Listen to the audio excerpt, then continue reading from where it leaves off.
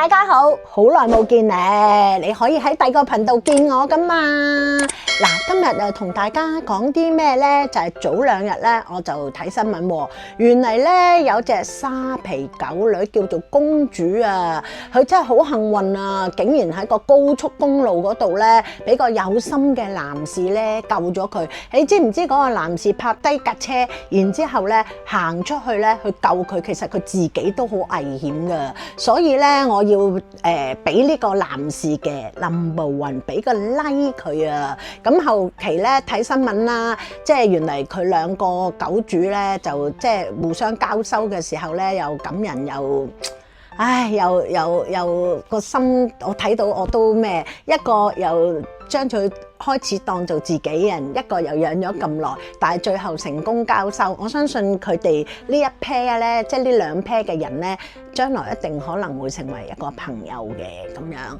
咁關於狗仔嘅嘢咧，我又突然之間咧又俾我回想好多年前喎。咁有一晚咧，就我姐姐咧就打電話俾我，做乜嘢啊？你想唔想同大家傾下偈啊 ？Hello， 大家，我叫300蚊啊！你好啊！好，咁我哋唔好講佢啦，講翻好啦，你去後邊，翻後台去後邊，好。咁咧，而家咧就點解我會今日就喺度講呢啲嘢咧？就係我係諗翻起幾年，即係唔係幾年前啊，都10幾年前噶啦。咁有一日啦，我姐姐咧就打電話俾我喎，佢就同我講：喂，哇！頭先我喺 lift 口啊，撞到個仔個同學啊，佢咧就攞住袋嘢，咁你知啦，大家街坊梗係會傾兩句偈噶嘛。佢就問佢去邊，個仔就話將隻嗰隻係貴婦啊，將隻貴婦狗攞去垃圾桶抌。咁我姐姐聽完之後咧都咁樣，咁啊冇嘢。但係佢買完嘢翻屋企之後咧，佢就楞打電話俾我，即係喂頭先啊我個仔啊個同學啊，原來將隻狗咧就攞去抌啊！我話吓，我話點解你唔制止佢啊？咁樣佢話點制止啊？咁樣，我話咁樣真係唔得㗎喎，咁樣跟住我就問佢啦，咁不如咁樣啦，因為我姐姐住天水圍，我就住九龍區，咁我即時咧就二話不說，就叫佢咧就打電話俾佢個仔嘅同學，叫佢喺垃圾房嗰度等我，咁我會盡快入去揾佢，咁我於是乎就搭車啦，咁直接咧就入咗去天水圍，咁當時咧就真係有個後生仔15、16歲嘅就企喺度等我喎，咁然之後咧，我就問佢：喂，點解啊？要抌隻狗啊？咁佢就當時就用一個超市嘅袋咧，就將隻狗抌咗入去嘅。咁我一打開睇，哇！真係嗰啲血腥味咧，臭到你係頂唔順嘅，因為隻狗已經咧係屙血噶啦。其實一屙血就即係內臟出事噶啦。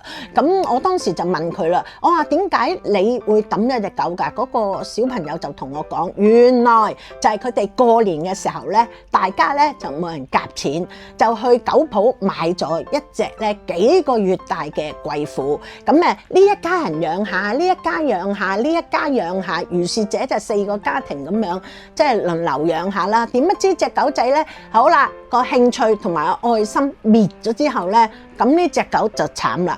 呢個又唔愛，嗰個又唔愛，呢個又唔愛，嗰個又唔愛。咁啊輪到呢一個嘅時候咧，咁好啦，佢哋要返鄉下玩，咁咧就唔理隻狗，就咁劈佢屋企，放幾日糧咁樣。隻狗咧就餓到不得了，然之後咧冇嘢食。走去食咩啊？食拉鏈啊！跟住咧就佢哋翻到嚟啦，即係佢哋旅完行翻到嚟咧，就見到隻狗周圍屙血啦，就知道都出咗事啦。就佢阿媽就同個仔講，佢話：阿仔啊，啲狗咧一屙血就冇得救噶啦，攞去垃圾房抌咗佢啦。咁個仔咪聽佢講咯，攞去垃圾房抌咯。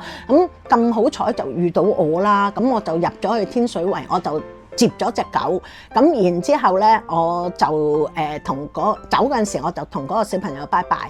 我話嗱，我話後生仔，你要記住姨姨講乜嘢嗱。第日你爸爸媽媽老咗之後咧，你推佢去垃圾桶抌咗佢啦。咁跟住我就搭車帶咗佢出去九龍啊，即刻去睇醫生。但係當時咧係冇醫生肯睇佢，因為冇預約。咁嗰陣時半夜都好唔知㗎啦，即係當時我屋企已經係有2隻狗，一隻叫500蚊，一隻咧就叫600蚊。大家都喺啲片段都曾經見過佢哋嘅遺照㗎啦嚇。咁當時咧翻到嚟嘅時候，我帶住呢隻狗咧，真係哇嗰啲血腥味好重。一入到門口，我嗰2隻狗就哇追住佢咧嚟吠啦，跟住我就鬧我2隻狗啦。你2隻嘢啊嚇，人哋幾慘啊，主人唔要啊嚇，你哋仲喺度嘈咁樣嚇，你睇下你哋啊咁好彩有我咁樣啦，咁啊讚下我自己啦。咁然之後咧，我就哇佢成身屎啦血啦，好臭好臭，跟住我就帶咗佢入去廁所度沖涼。哇！跟住因為我當時有問過個小朋友噶。我話你呢隻狗幾大啊？佢話8個月喎。咁樣咁我話咁啊聽咗就算啦。佢有冇名啊？佢有講俾我聽㗎，但係我都唔記得，唔知豆豆定乜鬼啊？總言之就真係冇人理佢啦。咁我翻到屋企咧，咁我餵水俾佢飲啊，唔飲。咁啊餵佢食嘢啦，唔食。咁咧，佢一心都係想死嘅。咁我同佢沖涼嘅時候咧，就同佢講啦，因為我係人都知我唔識唱歌㗎，因為咧我係五音不全啊，同埋我唱歌都唔係幾好聽啊，自己有自知之明啊嘛。但係我當時咧都唔知喺邊度嚟嘅歌詞啊，一路同佢沖涼嘅時候咧，我一路咧就喺度同佢唱歌俾佢聽喎。我話你自己都不愛，咁即係有一隻王菲嗰隻歌啊，阿妹記唔記得點唱啊？即係你自己都不愛自己，咁你點樣去愛人哋咧？係啊，突然間真係諗唔起。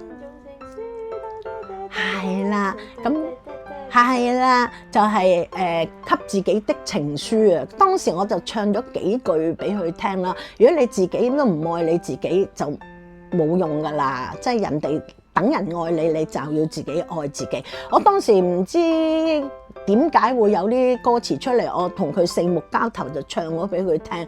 當時咧沖完涼之後抹乾身咧，咁我就嘗試下將所有嘢食中爛晒佢啦，同埋攞啲匙羹咧餵佢飲水啦，同埋餵佢食糧啦，但係佢都好啲啦。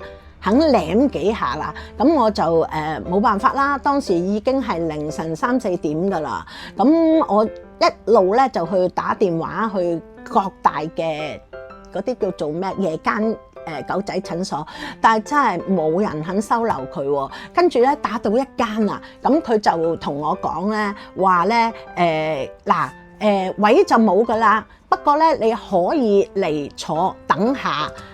如果有人甩底啊，或者醫生即係之前做嗰個手術，即係時間即係做得短嘅，有突咗時間咧，就有機會去睇你隻狗。咁我當時就話好啊，多謝咁樣。跟住我第一時間就抱咗呢隻狗仔咧，就出咗去旺角。我記得嗰間嘢叫做非牟利啊。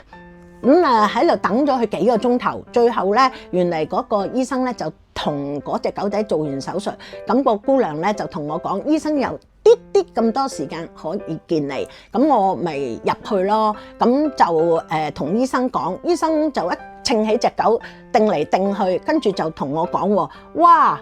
點解你養隻狗養到咁㗎？我話唔係我養㗎，係朋友唔要，想抌落垃圾桶。我見到咁慘，始終都係生命，唔可以咁樣對待㗎，所以我就帶咗佢嚟啊！我話醫生，我求下你啊！不過我話俾你聽，我真係冇錢㗎。不過你放心啊，我一定會找數㗎，所以唔該你真係救下佢啦！咁醫生睇完之後就同我講，你可以報警㗎。佢報警拉嗰個人啊，係拉俾我，即係拉俾咗隻狗我嗰個後生仔啊，因為佢話呢隻狗啊，佢雖然佢係一睇啲牙咧，佢就已經知道佢有幾大啊。咁係大概原嚟佢8、9個月大，但係佢嘅體重只係3、4個月嘅體重嚟嘅，完全係虐待啊！咁跟住我就同佢講，我話咁死啦，咁點算啊？我家姐識呢一家人嘅，如果報警一拉咧，就會搞到大家真係反晒面㗎啦！我話好大件事㗎，我話唔得㗎，我話不如咁啦，醫生你同我救咗，醫生話盡人事啦。我話你用乜嘢藥都得，總之你覺得對佢好嘅咧，你即管去用，幾多錢都好，我一定會嚟找數㗎。咁樣跟住個醫生就話咁好啦，收咗佢入去啦咁樣。咁然之後咧，我就我日日都去探佢，下晝3點半啦，夜晚7點半啦，我都會去探隻狗。咁我入到去咧，姑娘咧就會俾我抱佢出嚟喺度，大概半個鐘頭啦。咁我要俾隻狗知道，其實你有人錫你㗎，你唔係咁樣㗎，你唔係冇人愛你㗎嚇，只不過即係遇見得太遲咋，叫你我同佢傾偈啦，摸佢啦，不停咁樣咯，1日2次。如是者咧，我去咗10幾日。咁後尾咧，醫生咧就話：佢進展良好喎，開始肯食嘢啦。因為我由第1日見佢喺個籠嗰度咧，佢係攤屍嘅，喐都唔喐。咁下一次我見佢咧，佢就開始係見到佢飲水。咁即係第3日見佢咧，佢就先至叫做食到啲嘢。第4、5、6日咧，佢見到我嚟咧，因為我1日去2次啊嘛。佢見到我嚟咧，佢就揈條尾喎。咁我見到佢一揈尾咧，我就知道佢一定有得救啦。嗰陣時好開心啦。跟住咧，醫生咧，我應該係瞓咗醫院，佢啊唔係我啊，應該就瞓咗醫院。我諗有15日咯。係啊，咁到後咧，我慢慢見到佢。我而家講嘅時候，其實我都好想喊，因為嗰個畫面咧，嗰個畫面咧重新再出嚟。唉，唔好意思，唔好喊，唔好喊，千祈唔好喊啊，喊唔靚啊，喊唔靚啊，咁樣好。咁咧最主力咧就係我一行入去個狗房，咁跟住咧就佢一見到我咧就企起身不停咁喺度揈條尾。咁我醫生就話佢可以返屋企休養噶啦。咁我最後就問醫生，其實佢究竟係乜嘢事啊？醫生就話咧，其實咧佢肚餓得滯，佢就咬啲拉鏈嚟食。如果佢食條拉鏈都冇乜咁大問題，佢最慘就係食咗個拉鏈嗰個扣，嗰個扣咧就好似話係唔知係我唔係好記得啦，即係有毒嘅。如果食得落肚咧就唔掂當咯，即係拉鏈咧，拉嗰啲鏈啊，嗰度未有一個咁嘅扣，佢就吞咗個扣，嗰個扣就有毒嘅，咁變咗佢就中毒咯。咁我話原來係咁，跟住嗰個醫生就話，既然你咁錫佢，不如你收養佢。我唔得啊，我再收養佢我死梗啊！屋企已經有2隻噶啦，每日都喺度叮叮一個回合，打，第二個就又叮叮又第二個回合，因為2個都好細個。如果再加埋佢啊，我諗我瞓街噶啦咁樣。個醫生話咁你自己睇下點樣打算啦。咁我話咁好啊，咁啊醫生話佢過多幾多日到咧，咁佢可以出得院。咁我當時咧就到出院嗰日咧，我早1日到啦，我就去問醫生，姑娘啊，我呢隻狗仔咧埋單大概要幾多錢啊？咁咧，咁佢就話望先，佢估計俾我聽11,000蚊。我諗係18年前到啦，11,000蚊。我當時咧真係呆呆地嘅心，一聽完咧個心咧真係哇，即刻好似成個心咧一聲裂晒出嚟啊！咁我話姑娘個人都冇晒心機嘅，咁行喺狗鋪啦，探完啦嘛，時間就趕你走，你要撇噶啦嘛。咁我一路行啦，過完馬路，突然間電話響，鈴鈴鈴。咁我拎佢電話，喂，跟住咧，原來我媽咪打電話俾我啊。咁我話媽咪咩事啊？佢又嗌我啦，喂，麗儀，喂，你知唔知道咧？政府每人派6,000蚊啊！咩話？講多次，佢每人派6,000蚊啊！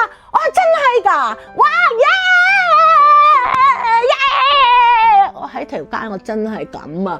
因為咧嗰條數11,000，我個老公嗰陣時俾嘅家用我都係得8,000蚊成頭家，咁你醫藥費已經要11,000，我去邊度有啊？咁我淨係諗住向朋友借㗎啫嘛。咁你借11,000同埋咧，你借多4-5千蚊係兩回事嚟㗎。當時我真係好開心，就向住個天，耶！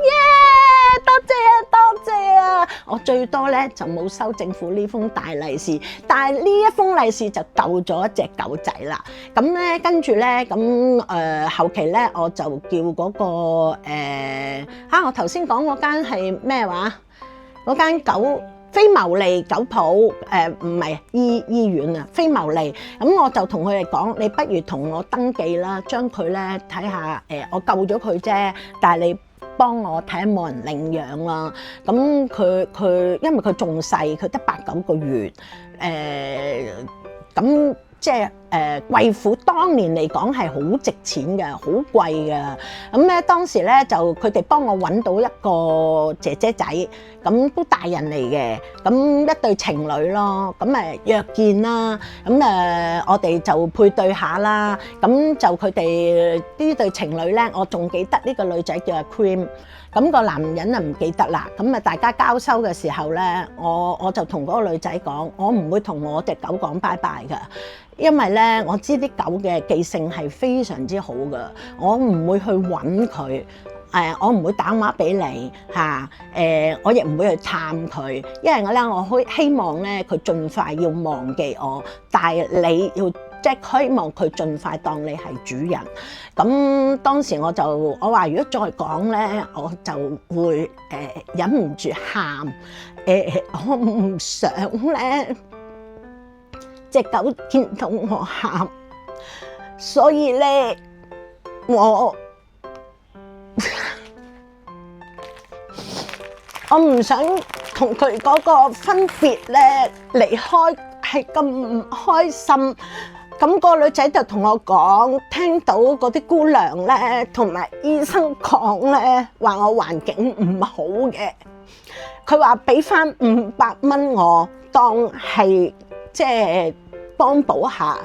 我就同佢講，其實11,000我都使得啦，我唔爭，窮我都唔爭嗰500蚊。咁我就話呢500蚊，麻煩你咧買多啲嘢俾佢食，我希望佢重新可以做一隻開心嘅狗。希望多謝你肯收容佢咯。咁件事過咗啦，我諗大概幾個月啦。咁我就帶我啲狗咧，你知香港有搞嗰啲狗仔活動啊，咁我當時咧就帶我啲狗仔推架車仔，哇好開心啊！去周圍行啊，我去親狗即係嗰個展覽中心咧，我唔會一行就即刻買嘢咁啊，個個都唔會咁啊。咁跟住咧就推架車行，唔知點解我去親呢個 counter 咧，隻狗就係咁吠我喎。咁我行完第2個圈翻嚟，又係惡到死咁樣喺度吠我喎。跟住我又行第3個圈翻到嚟，咁我就同隻狗講啦：點解我行親過嚟你都吠我，你曳曳咁樣啦？跟住咧後邊即係有個女人咧，佢就即係伏喺張台下低啦，可能唔知執乜嘢啦。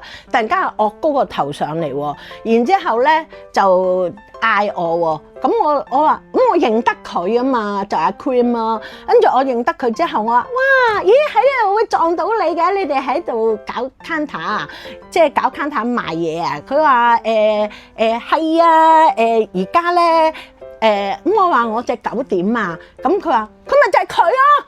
咁我望下佢，吓？唔係啊，就係佢。咁你知唔知嗰隻狗當時點樣啊？佢係肥嘟嘟㗎，仲有啊，佢着住一套咧牛仔衫褲，仲戴埋頂牛仔帽。哇！即係我見到佢嗰陣時，我真係開心到好激動啦！啊，原來係你！跟住嗰個阿 Cream 姐姐就同我講啦，佢話咧佢而家做咗狗醫生。哦，我即刻攬住佢啊！我話多謝你啊！我話 Queen 姐姐真係多謝你啊！我真係好多謝你救咗佢，佢重生啊，仲可以去做狗醫生。跟住咧嗰個姐姐啦，佢好好啦，佢仲將個功勞咧俾翻我啦。佢仲喺度話咧，佢話其實咧佢咧而家改咗名。咁啊去咗申請咗做狗義工，專係去咧幫啲公公婆婆。咁其實隻狗唔係要多謝我，佢首先第一個就係要多謝你。如果唔係你救咗佢條命，佢今日唔會係一隻狗醫生咯。咁我當時攬住個阿 Queen 姐姐，真係喊到咧〜完全係失控啊！全場啲人圍住嚟睇啊，以為佢蝦我，其實唔係，我呢啲係好開心嘅眼淚。雖然呢件事已經過咗10幾年，所以我好想同鏡頭前嘅大家你哋講，有好多狗，有好多人成日見到啲狗咧，就會喺度講：喂，做狗好過做人。你哋講錯啦，好多狗都好命苦㗎，一生有啲又有看貨倉啊，又唔即係係一隻工作犬啊，到佢年老力衰咧，啲人又趕佢扯㗎啦，唔理㗎啦。有啲咧，有啲咧就一有病又放棄啊，唔捨得使錢。咁跟住咧，有啲又。